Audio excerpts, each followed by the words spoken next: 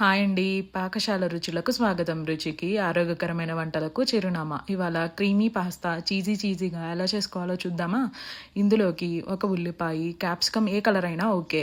ఏ type pasta అయినా కొద్దిగా oil, కొద్దిగా ఉప్పు వేసి బాయిల్ చేసి తీసుకోండి. నెక్స్ట్ ఇందుట్లో frozen corn and frozen green peas కావాలి.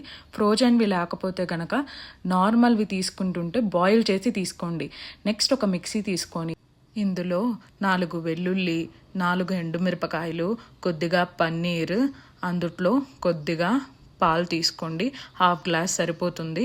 నెక్స్ట్ ఇందుట్లో కొద్దిగా జీడిపప్పు వేసుకుంటే క్రీమీనెస్ మంచిగా వస్తుంది. నెక్స్ట్ మిక్సీ వేసుకోండి. పేస్ట్ని బాగా స్మూత్గా పేస్ట్ వేసుకోండి ఇలాగా. నెక్స్ట్ ఒక ప్యాన్ తీసుకొని స్టవ్ ఆన్ చేసి వేడెక్కిన తర్వాత ఆయిల్ వేసుకోండి.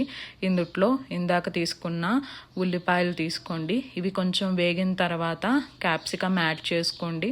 క్యాప్సికమ్ కూడా ఫ్రై అయిన తర్వాత ఈ పేస్ట్ ఏదైతే ప్రిపేర్ చేసామో అది పోర్ చేసుకోండి. పేస్ట్ని ఒక 2-3 మినిట్స్ బాగా ఉడకనివ్వండి.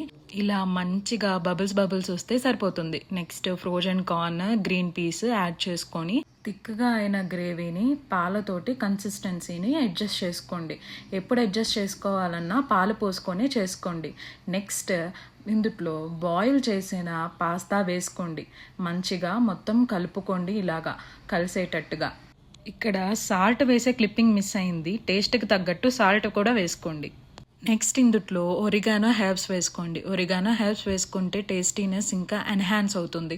లాస్ట్గా చీజ్ వేసుకొని 2-3 మినిట్స్ మీడియం ఫ్లేమ్లో మెల్ట్ చేసుకోండి. ఇప్పుడు చూసారు కదా క్రీమీ చీజీగా ఎలా ఉందో పాస్తా. చాలా టేస్టీగా ఉంటుంది. పిల్లలకి కూడా నచ్చుతుంది. కానీ రెగ్యులర్గా మాత్రం పెట్టద్దు. మీరు రెగ్యులర్గా తినద్దు, ఓకేనా? ఏదన్నా సండేస్ తినాలనిపిస్తే తినండి. ఇప్పుడు మనం దీన్ని సర్వింగ్ ప్లేట్లోకి తీసుకొని సర్వ్ చేసుకుందాం. మరి ఒక ట్రై చేసి చెప్పండి కామెంట్స్లో. బాయ్. సబ్స్క్రైబ్ చేసుకోండి.